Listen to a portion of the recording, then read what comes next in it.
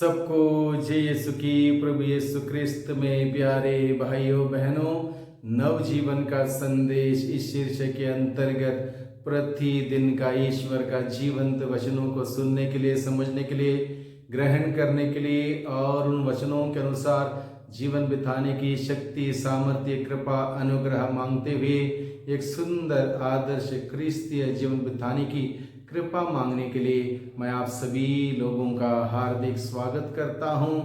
आज अक्टूबर की 31 तारीख है, बृहस्पतिवार है, यानी कि रोजरी महीने का आखिरी दिन है। यानी कि रोजरी की आखिरी नहीं है, रोजरी हम हर दिन बोलते हैं, लेकिन विशेष रूप से अक्टूबर महीने को रोजरी का महीना घोषित करते हुए हम विशेष रूप से माला विनती के द्वारा प्रभु की मुक्ति विधान के उस रहस्य पर मनन चिंतन करते हैं।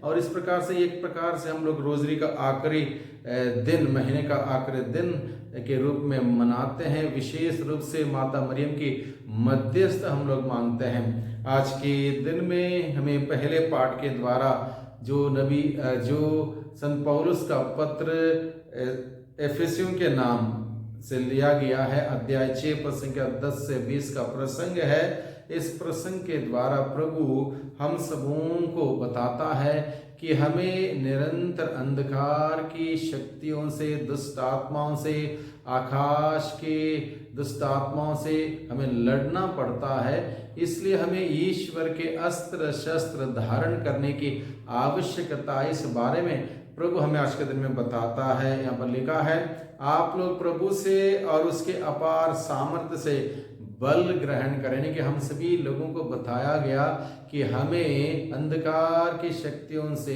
दुष्ट आत्माओं से लड़ने के लिए अपनी ताकत, अपनी शक्ति, अपनी बुद्धि काफी नहीं है, पर्याप्त नहीं है। हम सबों को ईश्वर से अपार शक्ति और बल ग्रहण करने की आवश्यकता है। किस प्रकार से हम ईश्वर से अपार शक्ति और बल ग्रहण करें? आगे लिखा है, आप ईश्वर के अस्त्र शस्त्र धारण करें। ईश्वर के अस्त्र शस्त्र, मनुष्य के अस्त्र शस्त्र फेल हो सकते हैं, कामयाब नहीं हो सकते हैं, लेकिन ईश्वर के अस्त्र शस्त्र अंधकार की शक्तियों से लड़ने के लिए कामयाब हैं। इसलिए प्रभु ने सुझाव दिया, ईश्वर के अस्त्र शस्त्र धारण करें, जिससे आप शैतान की धूर्तता का सामना करने में समर्थ हो जाएं। शैतान का धूर्तता का सामना करने में हम लोग समर्थ हो जाएं अगर हम ईश्वर के अस्त्र और शस्त्र को धारण करेंगे। अस्त्र यानी कि उपकरण, शत्रु से लड़ने का उपकरण, शस्त्र यानी कि विद्या, उसको कैसे इस्तेमाल करना है,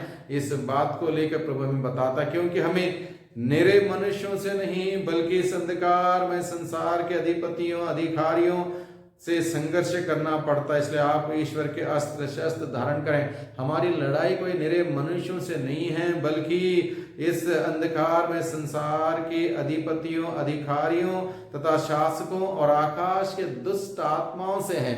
इसलिए उनसे लड़ने के लिए हमें ईश्वर के अस्त्र शस्त्र धारण करने के लिए प्रभु का वचन हमें बताता। इसलिए आप ईश्वर के अस्त्र शस्त्र धारण करें, जिससे आप दुर्धीन में शत्रु का सामना करने में समर्थ हो और अंत तक अपना कर्तव्य पूरा कर विजय प्राप्त कर पाएंगे। इसलिए हम सबों को प्रभु ने सुझाव दिया क्या क्या करना है, किस प्रकार के अस्त्र शस्त्र हमें धारण करना है। प्रभु का वचन बताता है, सबसे पहले प्रभु हमें बताता, शैतान का सामना करने के लिए हमें सत्य को कमर में बांध कर धार्मिकता का कवच धारण करना, सत्य पर चलना, सत्य को बोलना, सत्य के मार्ग पर चलते हुए उस धार्मिकता का जीवन को जीते हुए हम लोग उस शैतान का सामना करें। दूसरा सुझाव है, शांति का सुसमाचार फैलाने के साथ साथ विश्वास में मजबूत रहने के लिए हमें हिदायत दी गई है।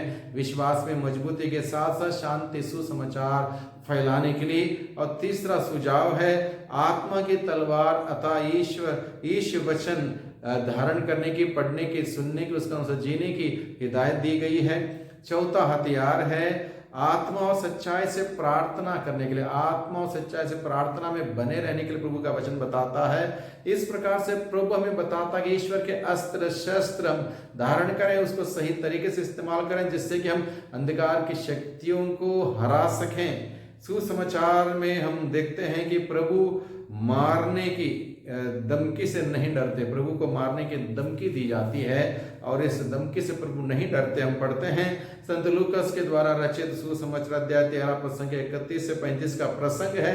इसमें लिखा गया है, उसी समय कुछ फरीसियों ने आकर उनसे कहा, विदा लीजिए, यहाँ से चले जाइए, क्योंकि हेरोद आपको मार डालना चाहता है। मार डालने की धमकी प्रभु को दी जाती है। ईसा ने उनसे कहा, जाकर उस लोमड़ी से कहो, मैं आज और कल नरक दूतों को निकालता और रोगियों को चंगा करता हूं, और तीसरे दिन मेरा कार्य समापन तक पहुंचा दिया जाएगा। और इस प्रकार से प्रभु डरते नहीं, मारने के धमकी से नहीं डरते।